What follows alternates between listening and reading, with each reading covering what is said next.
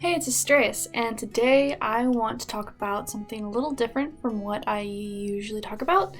And it's something that has been in my life for a really long time, and that is irises.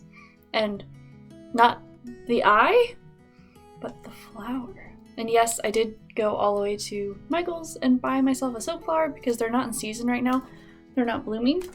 So I wanted to be able to show you what it looks like, and then go from there.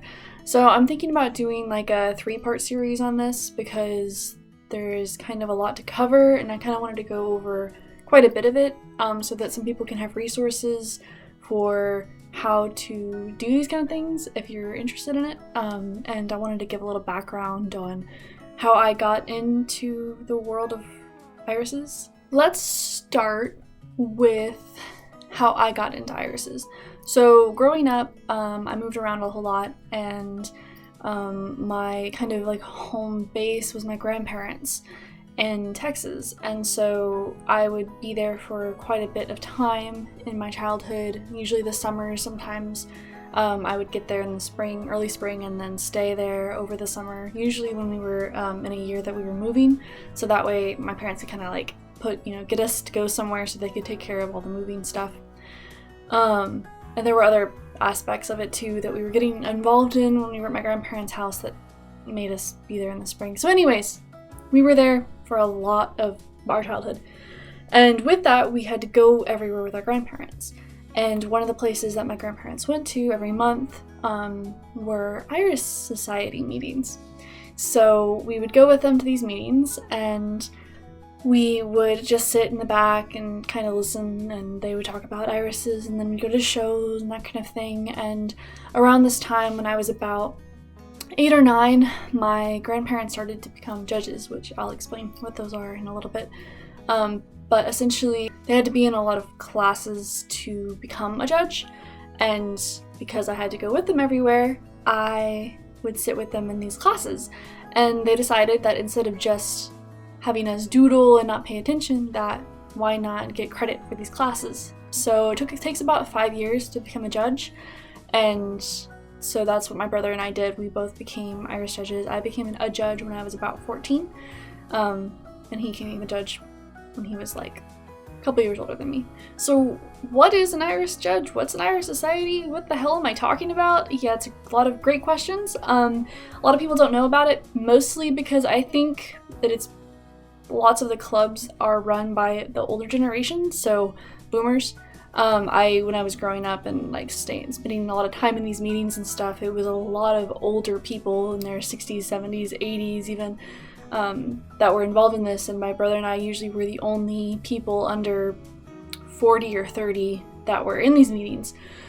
So I think that the reason it's not really well known is because there's not a lot of people on the internet. They're not very savvy with it all, and so while they are getting better at making websites and stuff, there's not like stuff on Instagram about it. There's not stuff on lots of social medias which would kind of reach the younger generations.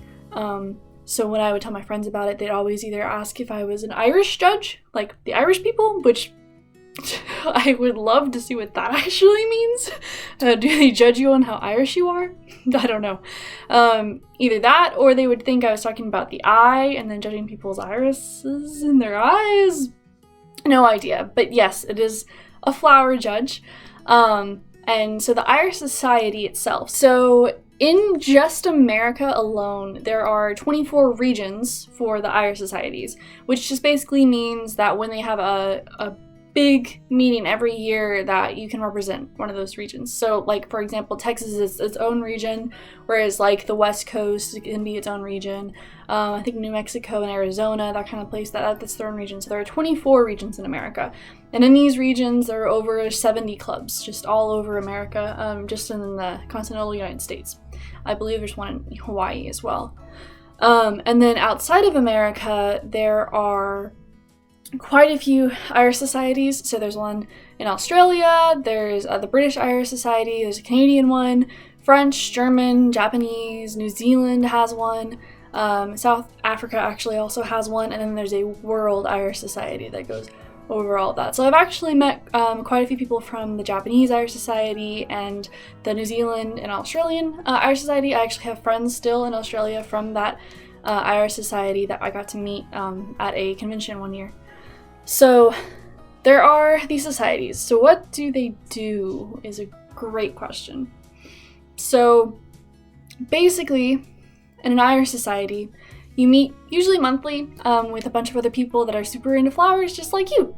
And you learn about irises. Sometimes you're training to become judges. You talk about stuff. You'll sell irises. There'll be like raffles where you can get iris memorabilia. You can get actual flowers. And you can talk about the gardens. There's usually these meetings will happen within botanical gardens, so a lot of times you'll volunteer in those gardens to keep up the iris beds there, but the Irish Society does help out a lot with when it comes time to break up the clumps in the fall and redistribute them and sell them and that kind of thing. Another thing that clubs do is that they put on iris shows, and that's where the judges come in. So in the spring, when the flowers are blooming, people will bring them all to this one designated spot. Like I said, usually botanical gardens, or it could be a local church or a convention center or anything that can hold like a really big room with a bunch of tables. So people will bring in their cut flowers that kind of look like this. I'll get into what they're supposed to look like and how this isn't really a good accurate representation of an iris, but it would be a cut flower like this, and they would put it into a particular type of glass, and then you would place it in usually alphabetical order according to the type of iris it is, because there's multiple types. And then they would vacate the room, and then judges would go around and they would judge each flower individually. And then there's awards coming out and that kind of thing. Usually there's food. So this happens once a year.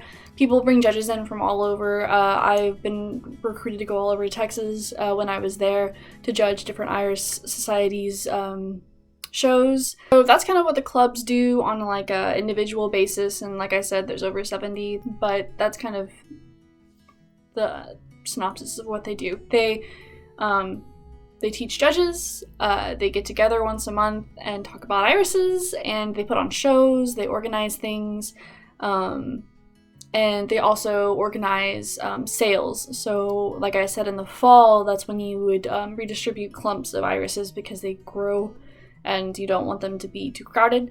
So when this happens, they'll put on shows in their local gardens, and that way you can sell off all your extra irises. So that's what clubs kind of do. About once a year, there is a iris convention, and it takes place in different places every year, kind of like, I don't know, I'm assuming there's other conventions. I feel like I should be more knowledgeable about other conventions that happen up in the world other than irises. But there you have it. So the Irish conventions happen in different states every year. I've gone to conventions in Wisconsin, California, Canada, Kansas, New York had one once. That was a weird one. But essentially, the conventions are when the Irish clubs from all over the country and all over the world sometimes will get together and meet, and you go on tours of all the gardens that are in that state that want to volunteer to have an open garden show. It usually runs around a weekend, with a couple days outside the weekend. And these conventions are really interesting. A lot of times there's a lot of awards given out for different like gardens and the different irises, because every year there's new types of irises that are introduced into the iris world. And different types are like different colors, and you get to meet a lot of people that are also interested in the flowers like you. I had a lot of weird experiences because my brother and I were kind of well known in this iris world, where I would have people coming up to me and being like, "Oh, you're Claire Harding, can I get a picture with you?" Which was the most bizarre thing ever, to be famous in this world of flowers. Partly because a pretty famous hybridizer, which is someone who actually crossbreeds the different flowers and creates new ones and introduces them, had named a flower after both me and my brother and most of my family at this point. And so they would be like, oh yeah, I have your flower, I have your iris, that kind of thing. Something weird that happened to me when I was judging irises was one year I was judging in Fort Worth, and this was when I was like 17 or 18, something like that. I wasn't that old, and I was judging on a panel, which means you judge with 2 other people and you go around and you evaluate the irises, and I'll talk more about what judging entails in another video. But basically you bounce ideas off each other and talk about the different irises and then assign them a rank. So we were doing this and talking, and these 2 other judges were, I think one of them was in their 50s and the other one was a little bit older in their 60s. And I realized when we were talking that I was the senior judge, which meant that I had more experience than the other 2.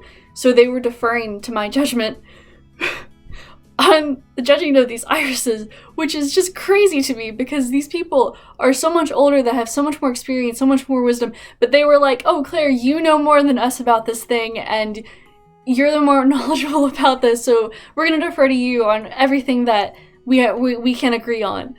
It was just weird, because what other 17-year-old is considered the senior knowledgeable person on something? That's just wild. It was such a weird experience for me, and it still is when people, ask my opinions about this kind of stuff. And I mean, yeah, I know a lot about it, but there's people that are much more knowledgeable than me on this kind of stuff, and I'm not really in it anymore, especially considering that I have been in college for the last 4 years. So I judged when I was a freshman in college, and then I just got so busy that at this point I've almost let my judge's certification lapse, which is kind of terrifying to think about if I ever want to get back into it, which means I have to, within the state of Texas, go back through all 5 years of training, which is kind of crazy to think about, and the rules should be changed in my opinion. But yeah, irises can be kind of cool, I guess. I'm gonna make, I think, 2 more videos about this kind of stuff, just so I can get like information out there. I want to do one about how you judge an iris, the different types of irises there are, because there are quite a few, and what it means to judge and then hybridize. And then I want to make another video about how you need to like properly care for different types of irises depending on where you are, because I haven't really seen a lot of information out there. I mean, there is some on websites, but I was looking on a website to find, all the different iris societies in the world, and then I realized that the website was from like 2001 and had never been updated. So I want to try and get some good information out there for anybody who just wants to know how to plant an iris, or if they want to go show their iris they bought an iris sale, how would they do that in different places, and if they want to get involved in this kind of stuff, how would you do it? And I want to kind of give a good how-to from somebody who used to be deep into this kind of stuff. So if you're interested in that, that's going to be kind of my, that's what my videos are going to be about for the next couple of weeks. And then I'll probably go back to something more sciencey or more paranormal, and that kind of thing. But I've had a lot of friends ask me to kind of do this kind of stuff, with irises, and it's one of the more interesting facts about me. Speaking of judging, I was the youngest iris judge ever at one point when I first started. So it's kind of my claim to fame. If you're interested in that kind of stuff, let's just keep on watching. Hit that subscribe button, hit the like button if you are interested in this kind of stuff too. And that's what I'm into this week.